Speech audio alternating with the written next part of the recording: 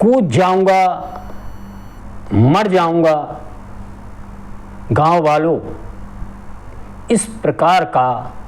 पानी की टंकी पर चढ़कर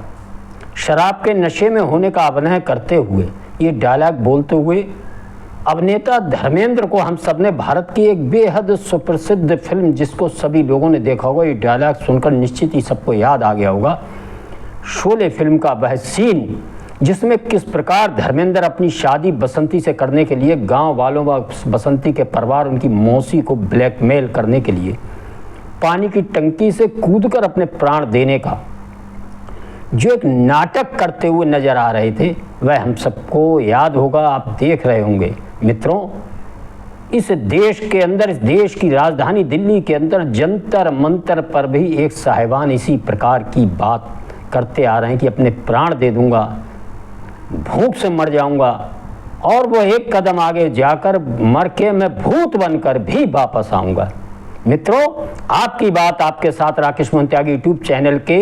आज इस 19 जुलाई के सायकालीन इस 558वें अंक में आप सभी को मेरी राम राम। मित्रों, आज मैं चर्चा करूंगा नीट परीक्षा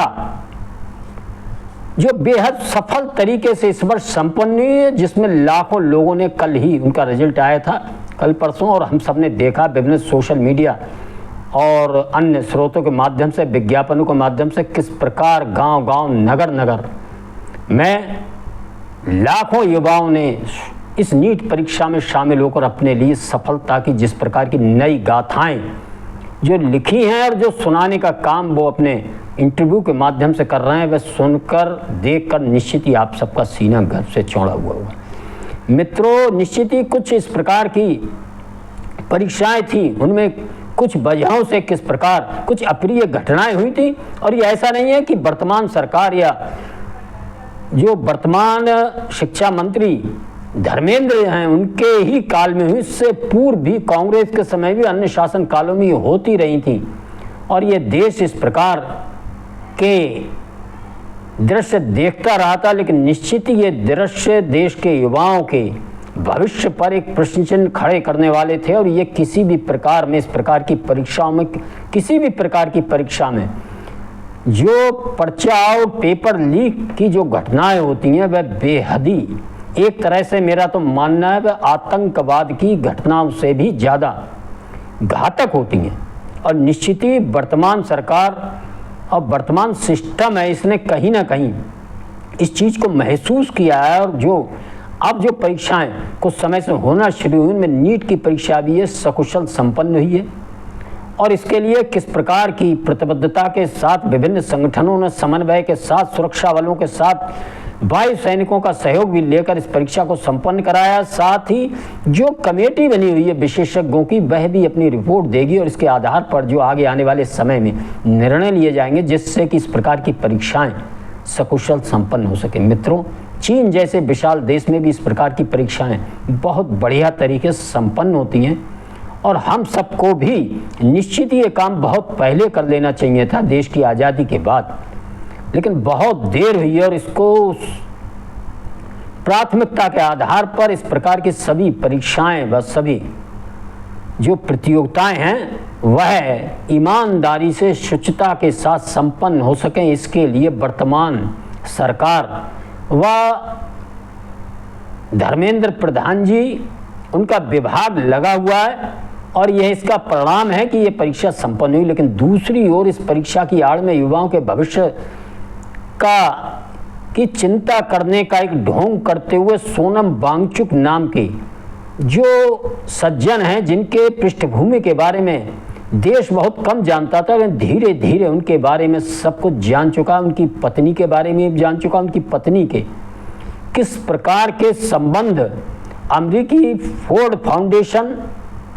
इस प्रकार के अन्य जो राष्ट्रीय हितों के खिलाफ लगातार एक टूल किट गैंग उन्होंने इस देश के अंदर विभिन्न राजनीतिक दलों के माध्यम से छोड़ रखा है। समय समय पर वह इस प्रकार के मुद्दे उठाकर इस देश की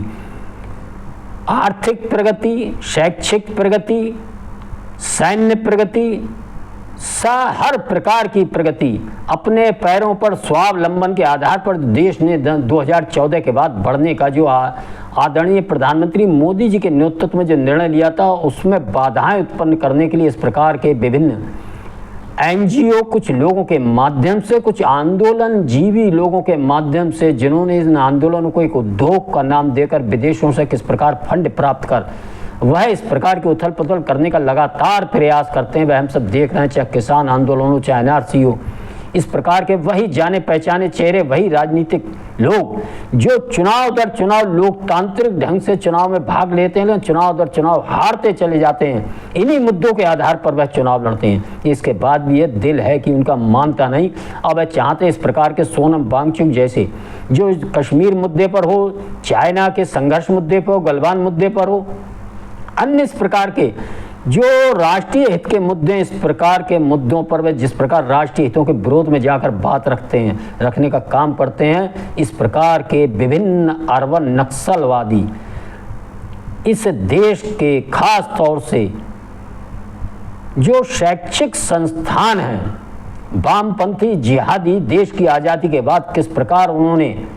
कदम दर कदम इस देश के हर शैक्षिक अकादमिकों में अपना स्थान सुनिश्चित किया था। इस देश के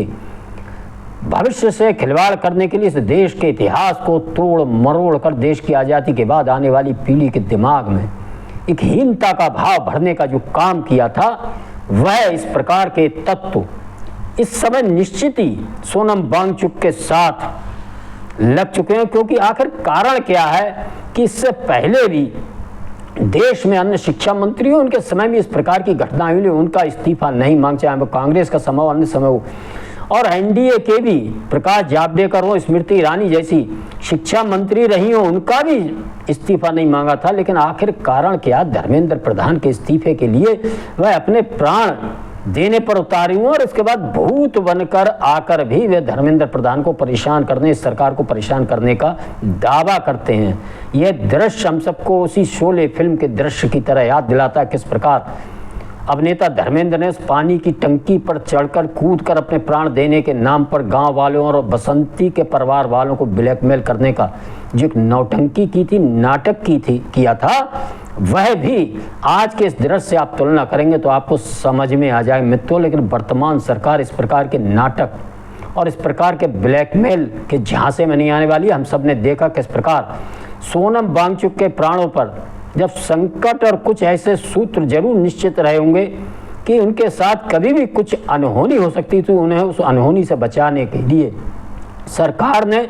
उनको सकुशल अस्पताल में भर्ती कराया। और जिस प्रकार इनके इस आंदोलन को समर्थन देने के लिए विभिन्न राजनीतिक दल, कांग्रेस हो, समाजवादी पार्टी, वह समाजवादी पार्टी जिसके यूपीएससी के लोक सेवा आयोग के अध्यक्ष अनिल यादव जैसे एक हिस्ट्री सीटर को बनाया गया था, जिसके समय में एसडीएम पदों पर जो चयन हुआ था, जिस प्रकार 86 में 56, 54 संभवतः मैं भूल नहीं रहा, और एक जाति विशेष के लोगों का जो चयन हुआ था, उस चयन के समय ऐसे लोग जिन्होंने नौकरियों को केवल एक क्षेत्र विशेष, जाति विशेष और धन के आधार पर देने का लंबे समय तक 4 बार उनकी सरकार रही थी, यही काम किया था, वह लोग भी सोनम वांगचुक को और नीट परीक्षा और युवाओं के भविष्य के नाम पर जिस प्रकार समर्थन देने आ रहे थे, उनमें आप देखेंगे तो आपको प्रशांत भूषण, योगेंद्र यादव, वृंदा करात, अरुंधति राय, ऐसे लोग जो विभिन्न समयों पर आप सब देखेंगे, ये सब जो भी देश हित की कोई बात हो, देश हित का कोई निर्माण हो, राष्ट्रीय हितों के खिलाफ जब जब आप देखेंगे तो यही चेहरे, यही आंदोलन जीवी देखेंगे। मित्रों, आखिर ये धर्मेंद्र प्रधान से इतने परेशान क्यों है? तो इसमें आपको समझ में आएगा। धर्मेंद्र प्रधान वह देश के शिक्षा मंत्री जिन्होंने अपने कार्यकाल में इस प्रकार के जिहादी वामपंथी लोग जो शैक्षिक अकादमिकों में बड़े प्रयासों से सारे स्थान पर बैठकर किस प्रकार इस देश के युवाओं के भविष्य से खिलवाड़ करते थे, उनको धीरे धीरे हटाकर जो इतिहास में जो मुगलों की महानता का एक तथाकथित ढिंढोरा पीटने का जो ढिंढोरा उन्होंने लंबे समय से चलाया था, उसको बंद कर किस प्रकार आप सब देख रहे होंगे देश के नौनिहालों को सही देश का इतिहास प्राप्त हो सके, हमारे गरीब और पिछड़े वर्ग, दलित वर्ग के जो हमारे महापुरुष थे, जिनके बारे में बताने का काम, छुपाने का काम किया गया था, बताने का काम नहीं किया गया था। वह छत्रपति शिवाजी से लेकर देवी अहिल्याबाई होलकर, झांसी की रानी और खास तौर से चोल राजाओं का जो कार्यकाल था उसको बारे में ना बताकर जो अक्षम अपराध किया था, वर्तमान शिक्षा मंत्री धर्मेंद्र ने अपने इस कार्यकाल में इन सारे चरित्रों को राष्ट्रीय हित, देश हित में, देश की नई पीढ़ी के शैक्षिक कार्यक्रमों में शामिल करने का जो काम किया है, वीर सावरकर के बारे में देश की युवा पीढ़ी को तथ्यात्मक रूप से बताने का जो निर्णय लिया है, निश्चित ही उससे इस प्रकार के जो अर्बन नक्सलवादी, वामपंथी, जिहादी विचारधारा के लोग इस देश को अपनी विचारधारा थोपने का जो लंबे समय से प्रयास कर रहे थे, वह बहुत बेचैन और व्याकुल हो चुके हैं। और इस प्रकार सोनम वांगचुक जैसे व्यक्ति को पानी की टंकी पर चढ़ाकर कूद जाऊंगा, मर जाऊंगा कहकर देश को ब्लैकमेल करने का जो नाटक और नौटंकी कर रहे हैं, वर्तमान सरकार ने उनको धरना स्थल से उठाकर बहुत सही निर्णय लिया है। देश सोनम वांगचुक की सच्चाई को जान चुका, किस प्रकार उनके इस आंदोलन के अंदर उमर खालिद की जमानत व अंबानी अडानी की बातें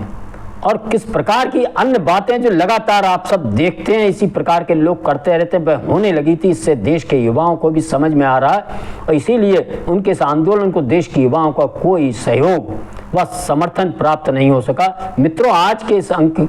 में अपनी वाणी को विराम देने से पहले मेरा अनुरोध है कि हम सब इस प्रकार के लोगों को जाने पहचाने, जो पानी की टंकी पर खड़े होकर कूदने का, अपने प्राण देने का नाटक कर, ब्लैकमेल कर इस देश के भविष्य से खिलवाड़ करने का काम करते हैं। इनके बारे में जाने पहचाने। मेरा अनुरोध है, मेरे इन अंकों को सुनकर लाइक करें, शेयर करें, चैनल को सब्सक्राइब करें। धन्यवाद। जय श्री राम, जय श्री वाल्मीकि भगवान, भारत माता की जय।